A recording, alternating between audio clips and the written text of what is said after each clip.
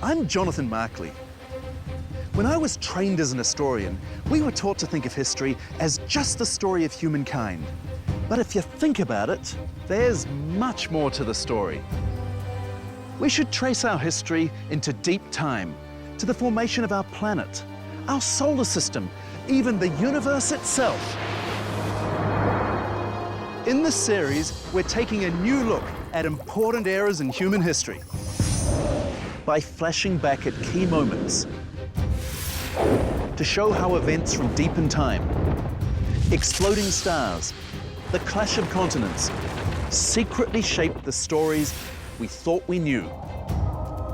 By revealing the surprising links between human history and the deep past, we'll show how our civilization and innovations, our voyages and battles are driven not only by the decisions we make, but by physics, geology, biology, chemistry, by forces that can be too small to see, or so far back in time that the only way to understand their influence is to think in a whole new way.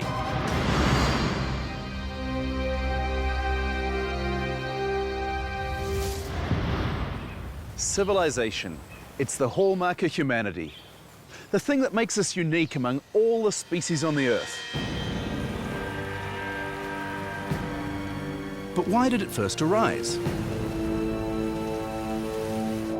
What pushed our ancestors to abandon their nomadic lives and build the fantastic civilizations of the ancient world? Most historians begin the story of civilization about 5,000 years ago. But to truly understand it, we're going to begin at the beginning of everything.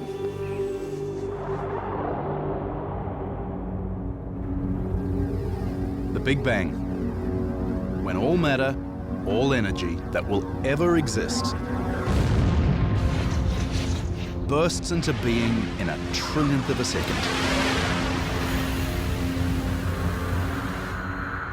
13.8 billion years ago, there was the mother of all explosions, the Big Bang. A tiny little singularity of space and time blew up to create the galaxies, the planets, the stars, you and me. After the Big Bang, matter and energy spread out across the universe, where the force of gravity pulls it together into dense clumps. Intense pressure ignites fusion reactions that transform those clumps into shining stars.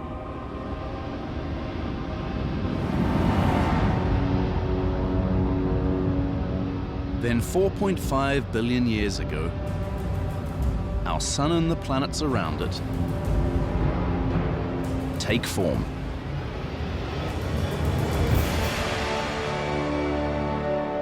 This is early Earth. It's a place you would hardly recognize. You couldn't survive a moment on its 1800-degree centigrade surface.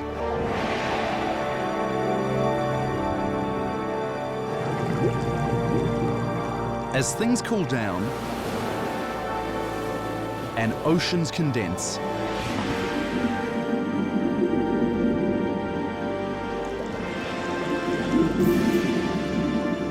the first bacteria, the first life, appears. From the early stages of life, certain organisms learn to access energy from the sun through the process of photosynthesis.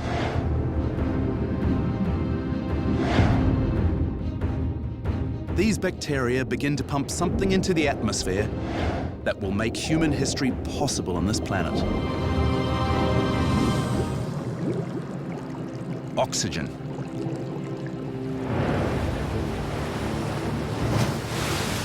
Then, after almost 4 billion years of life on Earth, in a sudden flurry of evolutionary change called the Cambrian explosion, life as we know it bursts into bloom.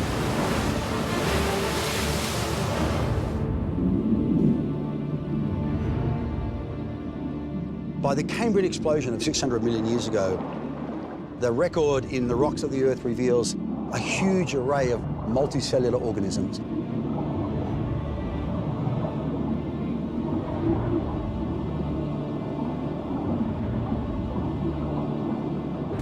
And thereafter, evolution picks up more and more quickly.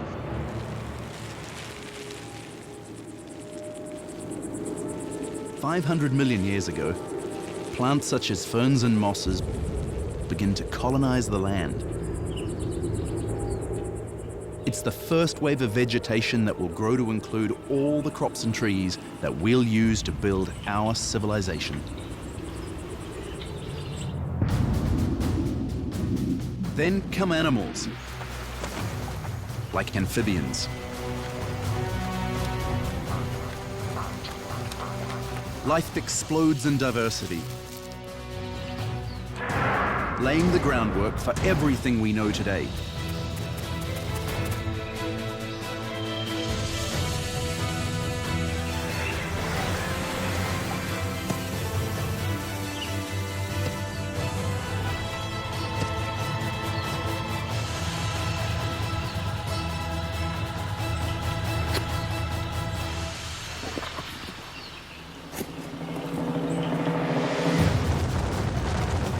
As all this is happening, the land itself is always on the move.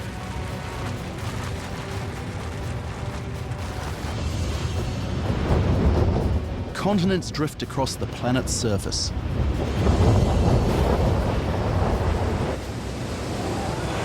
Eventually, they take the familiar shapes on which human history will play out. Africa and India start crashing into Eurasia. And as part of this great collision, the mountains of northern Africa and Spain, and the Alps and the Himalayas rise. Two great rivers, the Tigris and the Euphrates, begin to flow. The Persian Gulf and the Red Sea thrust far into the land.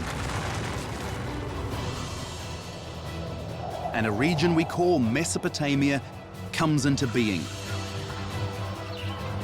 A region that will play an outsized role in the great drama of civilization that is to come.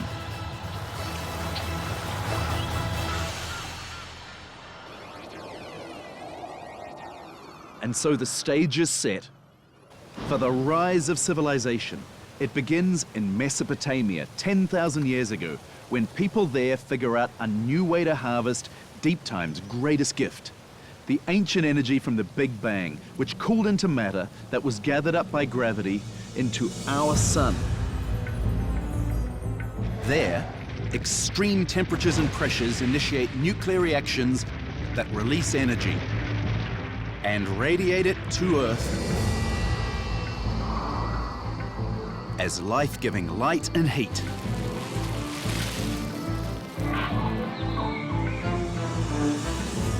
Plants store this energy as glucose. Then herbivores access that glucose by eating plants.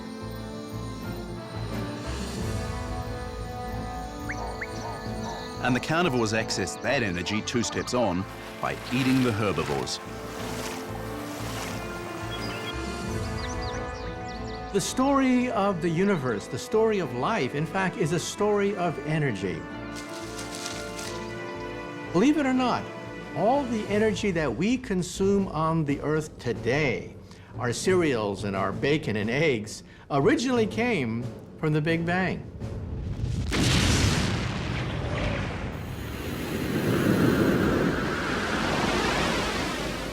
As humans evolved over hundreds of thousands of years, we harvested this energy by simply hunting and gathering. For 99% of human history, we basically lived as nomads, chasing the deer and the buffalo, getting energy from wherever we could. When the deer and the buffalo left, We had to leave too. But about 8000 BC,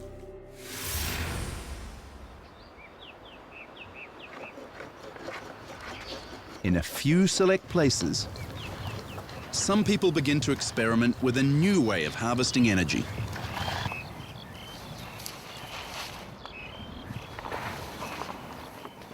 They're growing their own crops. An act so seemingly simple, it's hard to believe it will kickstart a revolution. But it will. These are the first seeds in the rise of civilization. And at first, it is only happening in one region on Earth. Here, in Mesopotamia. Why? A major reason is that the hills above Mesopotamia provide the motherlode of native plants that can be cultivated, including several species of a plant that's going to become mankind's most vital resource for all of recorded history. A plant whose roots go far back into deep time. Which plant is it? It's grass. It's not an exaggeration to say, no grass, no civilization. Around the world, every major civilization has been a collaboration between humans and a particular grass. Millet in North China. Rice in South China. In Mesoamerica, corn. In the Middle East, wheat and barley. You don't get civilization without grass. For most of deep time, grass didn't exist. It first arises about 100 million years ago, when certain plants evolved to spread their pollen in a new way. Not through bees or other insects, but through the wind. But once it appeared, grass carpeted the planet. Grass has the ability of being able to spread relatively quickly into ecologies and environments and populate them quite fully.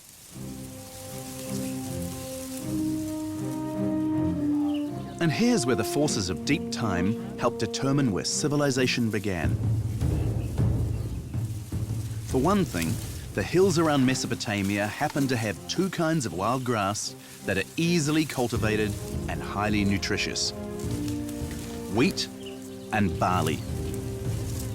So early farmers here have a major advantage over people elsewhere on the planet. But they still had work to do. So over the centuries, they took an early version of local wheat and they carefully selected it for the traits they wanted. One of those traits is larger seeds. Another is what's called non-shattering seeds, so that when the wheat is harvested, the seeds don't fall off and get scattered and lost. So slowly, over time, by careful selection, humans coaxed this to evolve into this.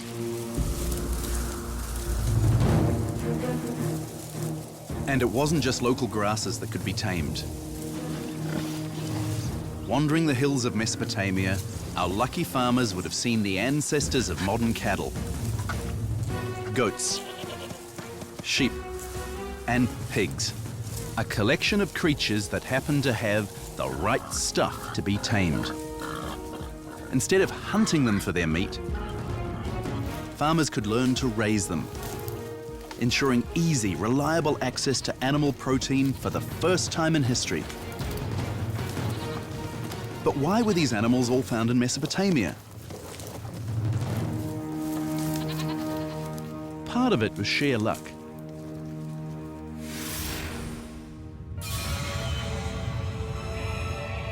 But another part was that deep time placed Mesopotamia at one of the vital crossroads of the world. As plate tectonics assembled the old world, Mesopotamia found itself in the sweet spot, where Asia, Europe, and Africa came together.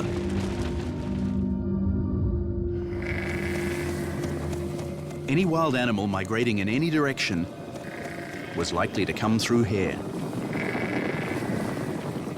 And if it liked these conditions, it stuck around. But what exactly is it about this collection of animals in ancient Mesopotamia that meant they could be domesticated and help humanity launch our first civilizations?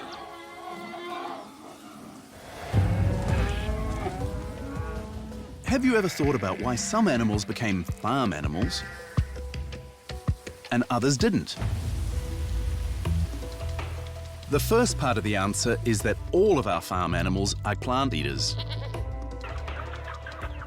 And this is key. It's way too expensive to keep and feed animals that eat other animals, much less one that might view you as lunch. So, if you're looking for an animal to domesticate, pick a herbivore.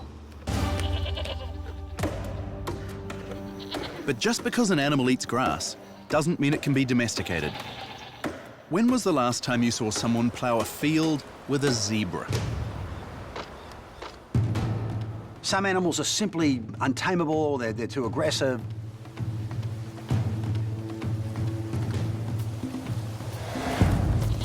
What else do cows, goats, and sheep have in common that make them tameable?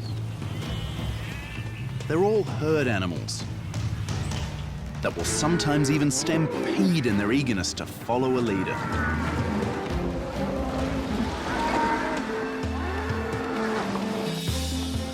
Take that instinct, substitute yourself for the natural herd leader, and you're on your way to turning a wild beast into a very useful animal indeed.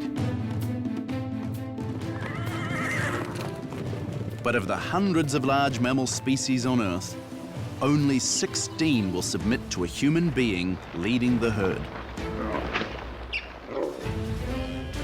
And so it's truly remarkable that among the select group, 4 of the most important animals that can be domesticated happen to exist in one small region of the ancient world.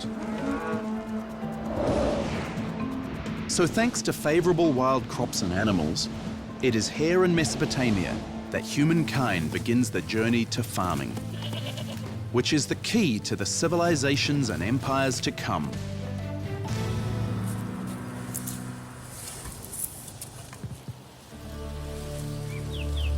But this still leaves the question, why now?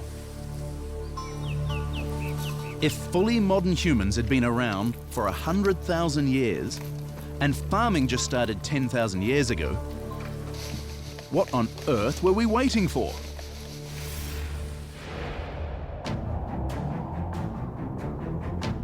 It turns out we were waiting for warmth. 2.6 million years ago, an era of ice ages begins, producing distinct cold eras punctuated by periods of warm interglacials. Modern humans evolved during the last glacial period.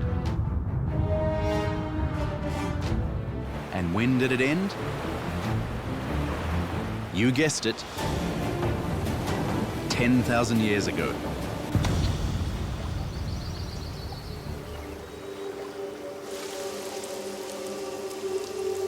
The fact is, plants like warm weather. And it was only 10,000 years ago, when the most recent ice age ended, that conditions in Mesopotamia finally came together in just the right way.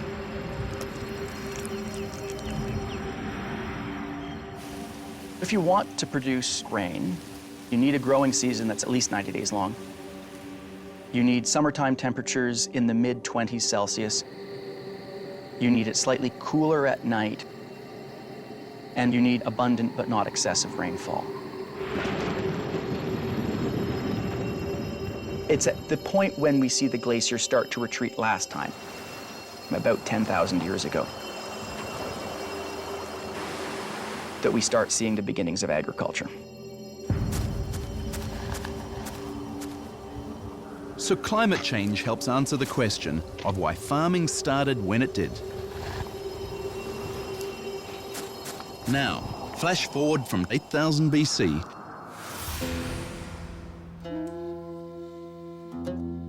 to 3800 BC.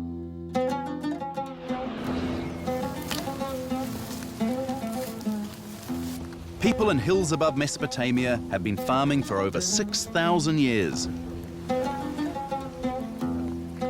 And things have been going pretty well.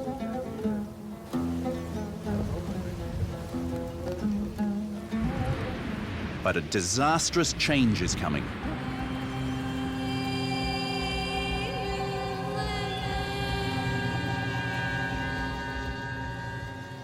There was a general drying out. You didn't have as much the annual rains and floods. There were hotter temperatures overall.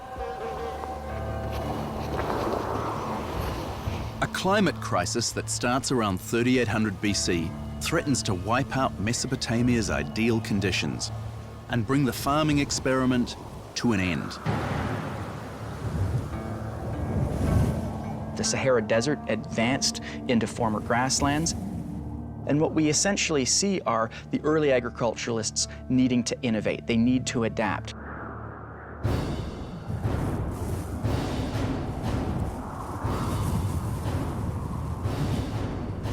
And it turns out that ancient geology will be a key to their survival.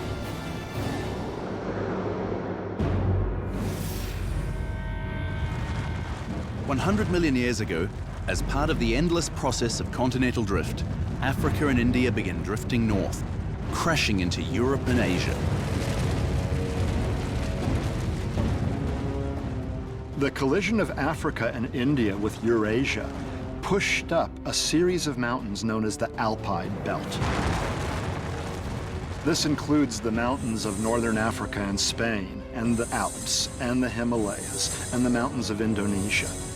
And we think of these as different mountain ranges, but they're all connected physically because they were caused by the crashing of Africa and India into Eurasia.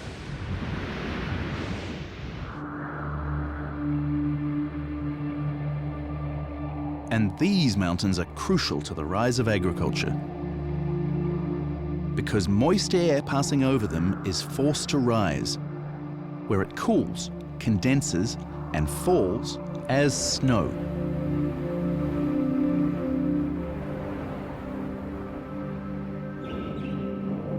Then, during the hot, dry summer months, the snow slowly melts.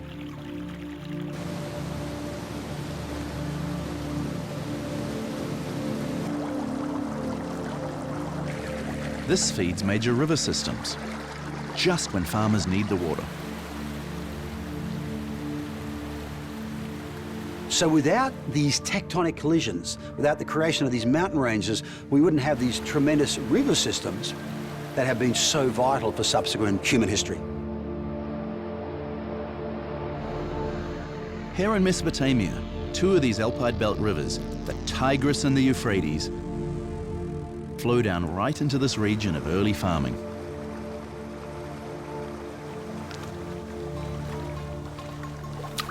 Now, in 3800 BC, as this region dries out, these rivers allow people to create one of humanity's most important inventions, a key stepping stone to civilization. They begin to channel the rivers into a maze of canals and ditches that soak their fields throughout the summertime. Now they don't need rain, which has become erratic and unreliable. Now all they need is the river.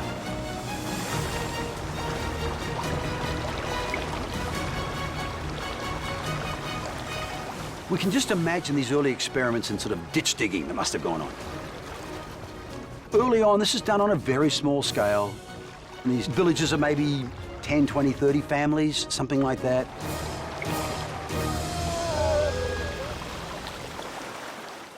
People here have stumbled onto a solution that not only saves farming, but causes yields to explode. Now, thanks to irrigation, there's a major food surplus.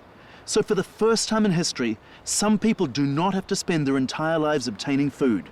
They can devote themselves to making things like sun-baked bricks and clay pots.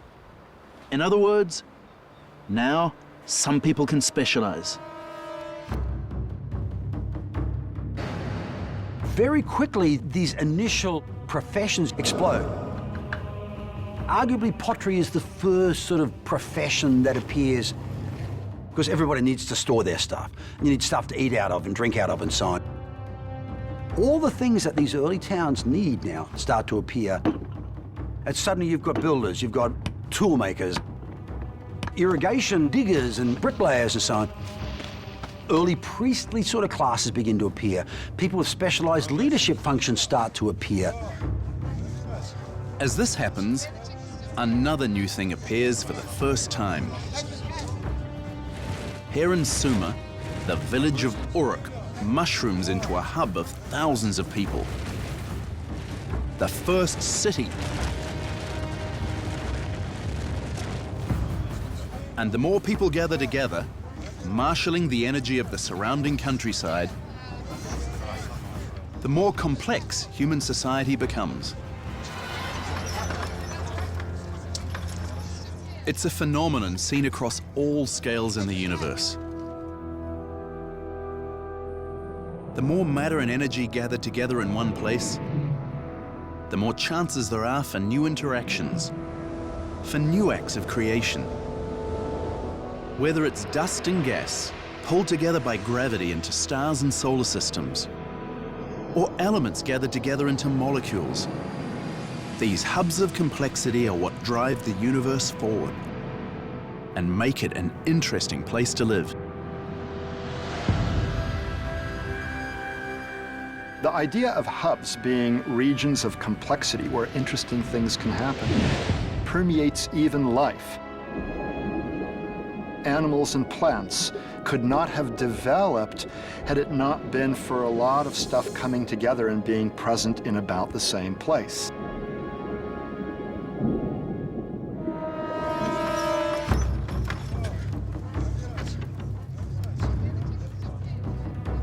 In the emerging cities of Mesopotamia, complexity brings new challenges.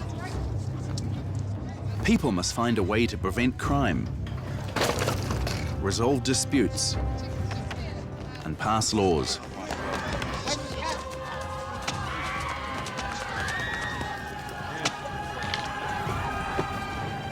So in 3500 BC, the first large governments appear on Earth, a collection of city-states called Sumer, right here on the banks of the Tigris.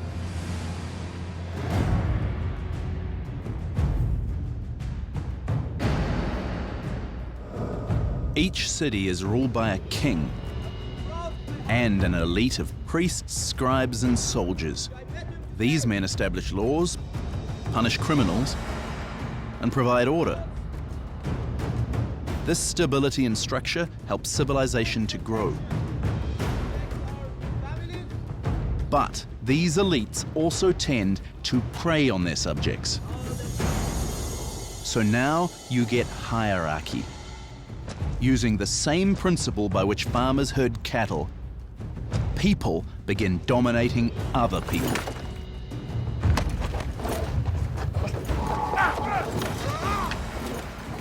We clearly see a leadership elite on the top. Below that, there will be what appears to be a military class, sort of the second tier.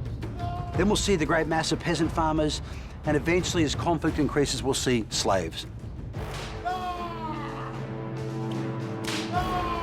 This whole process of civilization, farming, irrigation, cities, hierarchies, begins in Sumer around 3500 BC. But it doesn't stay isolated here for long. We know just a few centuries later, along the Great Nile Valley in North Africa, the second great civilization will appear, that of ancient Egypt. Further to the east in the Indus Valley, essentially modern Pakistan today, the third great civilization appears. Much further away, on the eastern end of Eurasia, there is another civilization. Initially along the northern river of China, the Great Yellow River, the Huanghe, another hub is appearing. So far, all four ancient civilizations cluster in river valleys. The reason is simple. Early agriculture is just too primitive to create a food surplus on rain-watered land. Irrigation is still the only way to go. But humanity is about to break its dependence on rivers. Because around this time, people discover that some of the animals they first domesticated for food have another gift to give. The gift of power. Human beings are relatively weak. Over periods of sustained exertion, we can generate about 75 watts of power. And for thousands of years, we had to rely on our own muscles to get things done. Imagine today if every time you needed to switch on a light and keep it glowing, you had to turn a crank like this. It does the job, but it takes a lot of time and energy. Well, it turns out that human muscle is enough to farm rich river valleys that become naturally fertilized every year.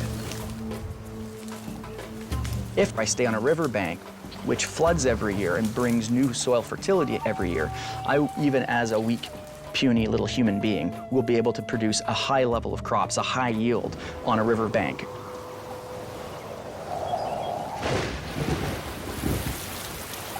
But rain-watered land needs something else to keep it fertile year after year. You need to dig down and turn the soil over to dredge up rich nutrients. In other words, you need to plow. And people with their 75 watts of power are just too weak to do that on a large scale. But around 3500 BC, people discover that they can train some of the animals they've been raising as food to pull plows and dredge up the soil's deep fertility. You could go down 6, 8, maybe even 10 inches in some cases and access a huge amount of soil nutrition, which allowed us then to produce much greater crops and much higher yields. And we could move into areas that simply could not support agriculture when we were simply using human labor as the basis of the cultivation. It's an energy revolution.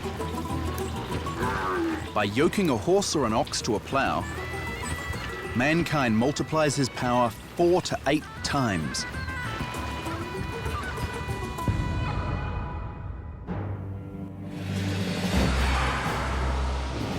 Civilization is liberated from the trap of ancient river valleys and begins to spread.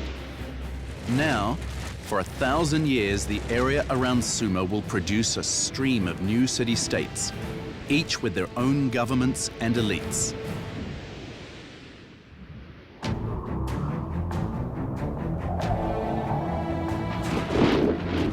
Then in 2350 BC, a powerful new leader appears.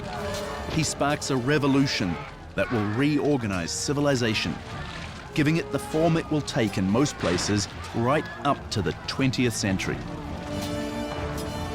A form we call the Empire. His name is Sargon of Akkad. The great Sargon of Akkad comes along, conquers each of these cities one by one to create a much larger socio-political military structure, the world's first true empire. And this just becomes the standard model then for the next 2-3 millennia. Sargon's forced unification of Mesopotamia into the world's first empire is violent. But once the violence subsides, the benefits become obvious. This region was physically blessed by the forces of deep time. But the hubs of energy were scattered across the landscape.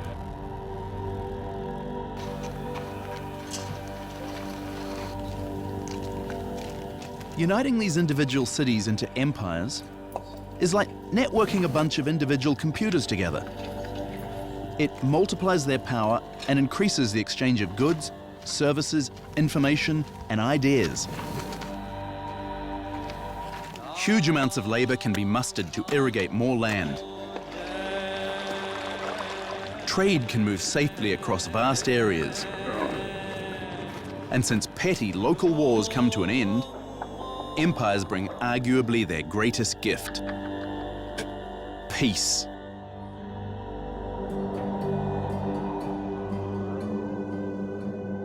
Not far away, on the Nile, a similar process has been taking place. As god kings, called pharaohs, extend their rule across Egypt. Egypt's system is such a success, it becomes the most stable civilization in history, lasting almost unchanged for 2,500 years. But can deep time help explain why Egypt will be so stable and unchanging? Rise up above the Great Pyramid and look around. 2,000 miles to the south, the Nile begins in the mountains of Central Africa.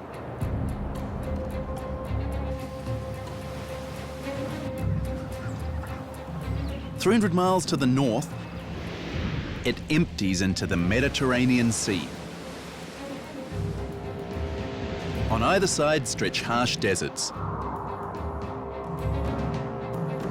All of this is a function of how Africa crashed into Europe, a process that began 100 million years ago. And a byproduct of this deep-time geology will help Egypt's rulers keep their land united for millennia.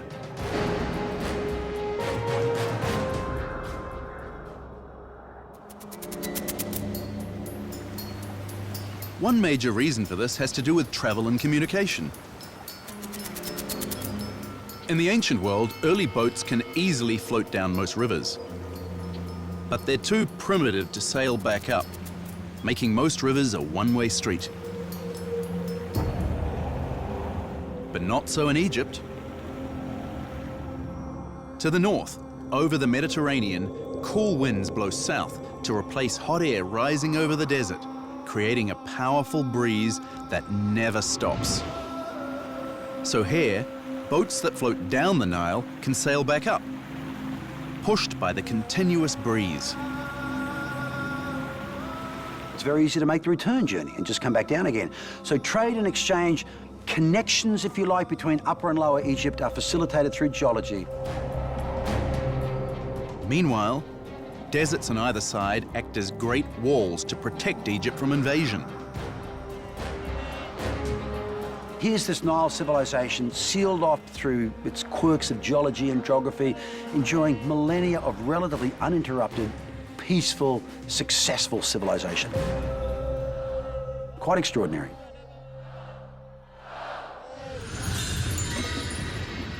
In northern India, another new culture, called the Harappan civilization, begins to spread along the Indus River Valley, laying the foundations for the great civilizations of India.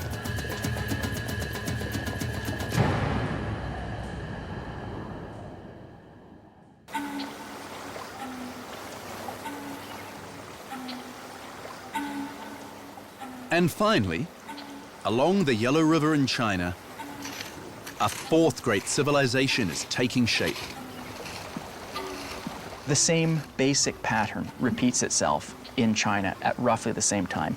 It starts building cities, it develops agriculture along a similar pathway in terms of having large-scale irrigation networks.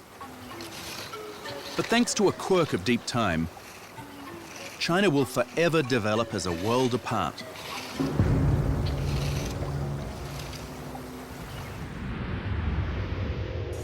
Egypt, Mesopotamia, and North India are relatively close together. So these three civilizations are linked together in a huge cultural matrix. But deep time has separated China by 3,000 miles of Alpine Belt mountains and deserts. Think about the journey you'd have to make to get from China through various deserts the enormous mountain ranges, all products of the tectonic collision of India with Eurasia. You'd have to get through the highest mountains on Earth to be able to then send your caravans eventually down into the Indus Valley, let alone to Mesopotamia and Egypt.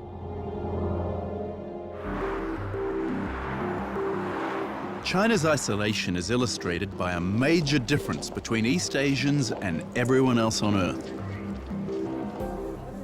And it has to do with how people write. In both the Middle East and in China, writing begins as pictographs and hieroglyphs, in which things and ideas are represented by thousands of individual characters. But Middle Eastern scribes eventually reduce writing to a mere 30 phonetic symbols, or even less, making it very simple. Phonetic alphabets are quickly copied across the Middle East and India. But thanks to their Alpide Belt isolation, the Chinese are unaware of this. So even today, throughout the Far East, people still have to memorize thousands of different characters in order to read and write. Geographical isolation leads to the emergence of two profoundly different ideas about what writing should look like. Both equally rich, both capable of incredible expression, but both profoundly different, it appears, in purpose and in actual structure.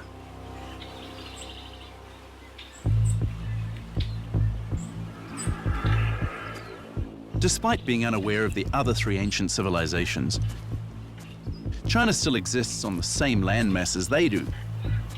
So some things inevitably get through.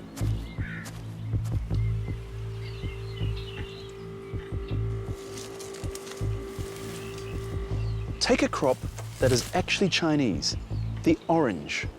The wild ancestor of all orange trees comes from South China. But it didn't stay isolated there for long. Oranges, which start in China, end up all over Eurasia, and by the Roman times in the Mediterranean. So presumably there were trading routes, one little bit at a time. Farmers that tended to walk and hand seed over to their friends, that walked and handed seed over to their friends. And over very long periods of time, there were some exchanges between these two broad areas. Across Eurasia, this happens again and again, with food, technologies, even ideas. Each great civilization reaps the benefits of everyone else's innovation. So for the next 3,000 years, all four great Old World civilizations will march forward at roughly the same level of development. But things will play out very differently for the civilizations arising across the Atlantic Ocean in Central and South America.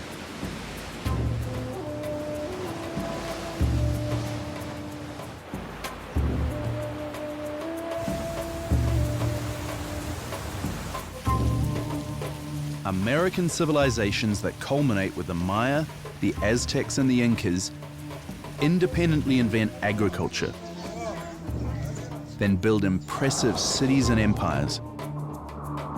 They create stunning art and architecture, and invent novel forms of writing, and amazingly accurate calendars. But even still, they're cut off from major advances that sweep the Old World. They don't have things like wheeled vehicles, or steel weapons, or gunpowder, and so they will lag thousands of years behind the people in Afro-Eurasia.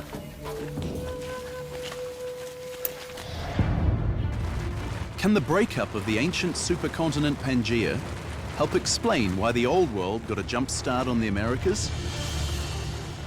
Pangaea begins to break into smaller pieces 175 million years ago. But they're all different sizes. Big chunks break off, much smaller chunks break off, they go in different directions. Eventually we end up with what we'd call the Eurasian landmass, if you like, which is a very big chunk of continent, enormous. Once India and Africa also drive into that landmass, we've got this vast world zone that we'll call Afro-Eurasia. At almost 33 million square miles, Afro-Eurasia dwarfs any other landmass. And humans will discover that for life in general, and civilization in particular, size has its advantages.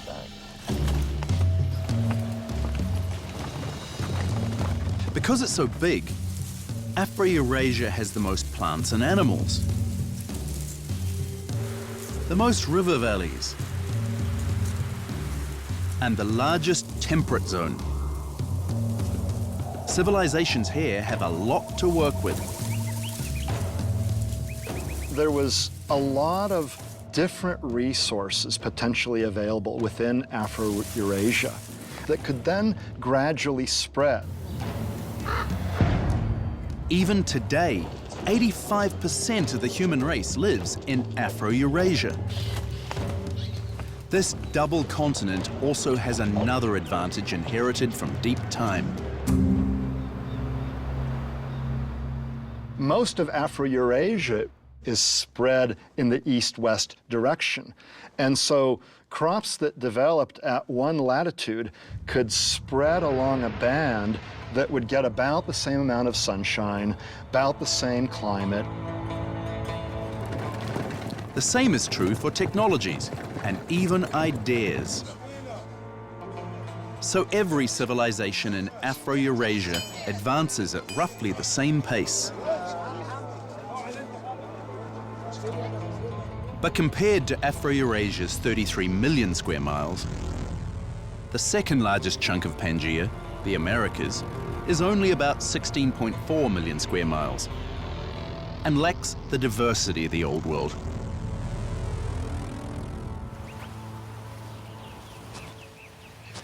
As far as the grasses were concerned, the early Americans had no wheat, no barley, no rice, no millet. The only major grain in most of the Americas was corn. And they had a similar problem with major animals. There was no draft animal, nothing you could use for a plow, nothing you could use to pull a wagon. Even more challenging, the Americas are aligned north-south, not east-west.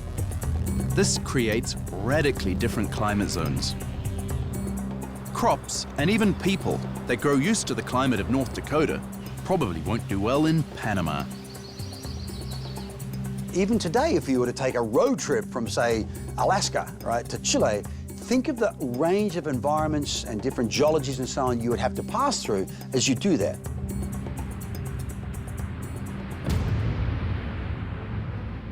Still, as civilizations first arise in both the Old and New Worlds, the amazing thing is not how different they are, but how alike. By 500 BC, the Old World civilizations have begun to spread from their original hubs of the Middle East, India, and China. They'll eventually link together into a vast worldwide system.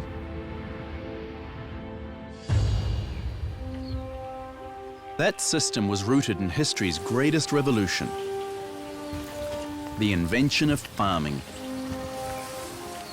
which still underlies our civilization and our success today. In one sense, the rise of civilization began 10,000 years ago when Mesopotamia's people began farming.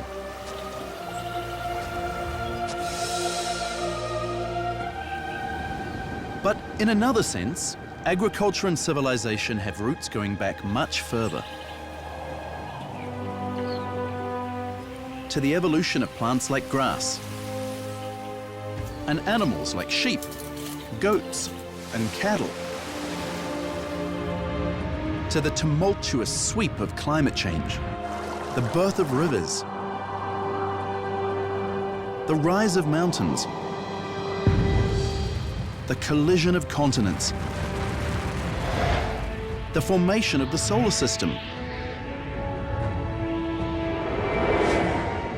the energy of the Big Bang itself. In short, the whole immense saga known as deep time.